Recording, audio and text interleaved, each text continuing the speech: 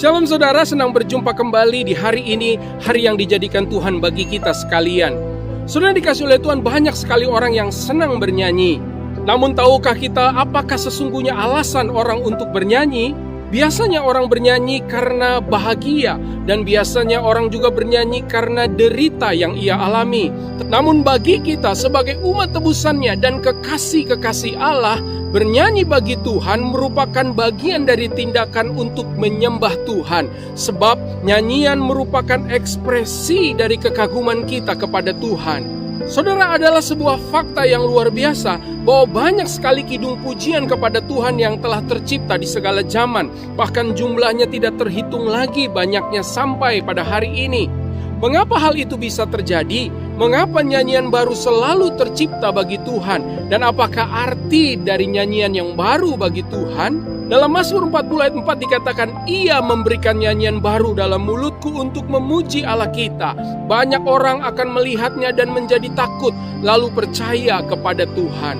Pemazmur telah menyatakan kepada kita bahwa Tuhanlah yang memberikan nyanyian baru itu. Tuhanlah yang memberikan nyanyian baru yang nampak dari hati kita dan terdengar dari mulut setiap kita. Pertanyaannya, bagaimana Tuhan memberikan nyanyian baru bagi kita?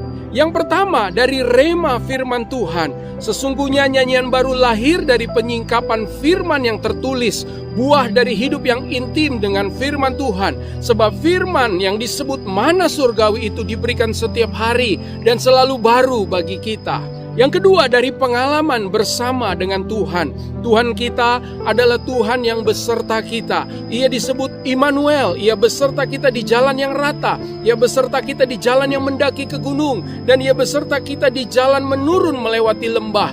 Ia Tuhan yang memegang tangan kita. Ia Tuhan yang menopang kaki kita. Dan Ia Tuhan yang menggendong kita. Nyanyian baru lahir dari kekuatan yang Ia berikan, lahir dari penghiburan yang Ia sediakan, lahir dari ketenangan yang Ia hadirkan, lahir dari damai dan sukacita yang selalu Ia limpahkan. Nyanyian baru lahir dari rahmat-Nya yang selalu baru setiap pagi. Nyanyian baru lahir dari Roh-Nya yang mengurapi dan memberikan kemenangan.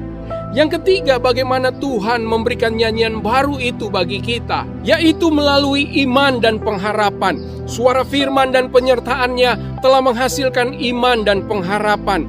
Iman dan pengharapan adalah kekekalan yang diberikan Tuhan di dalam hati kita. Sehingga meskipun kita tidak melihat, tetapi kita percaya. Meskipun kita lemah, tetapi tidak menyerah. Meskipun kita takut, tetapi tetap percaya. Meskipun hati ini dan daging ini habis lenyap, tetapi Tuhan tetaplah bagian kita selama-lamanya.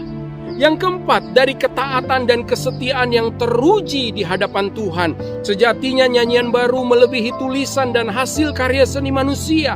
Nyanyian baru pada akhirnya lahir dari penyangkalan diri, hasil dari memikul salib, hasil dari kekudusan hidup, hasil dari perbuatan-perbuatan kebenaran. Sebagai penutup saya akan membacakan Mazmur 40 ayat yang kelima yang berkata, Banyaklah yang telah Kau lakukan ya Tuhan Allahku, perbuatanmu yang ajaib dan maksud-Mu untuk kami. Tidak ada yang dapat disejajarkan dengan Engkau. Aku mau memberitakan dan mengatakannya, tetapi terlalu besar jumlahnya untuk dihitung. Nah saudara, kita punya kesimpulan sekarang bahwa sesungguhnya nyanyian baru bukanlah sekadar pujian yang baru yang tercipta, tetapi ini semua tentang kemuliaan Tuhan. Terima kasih sudah menyaksikan video ini sampai pada akhir tayangan. Doa saya buat setiap saudara, Tuhan Yesus memberkati. Immanuel, Ia menyertai kita senantiasa.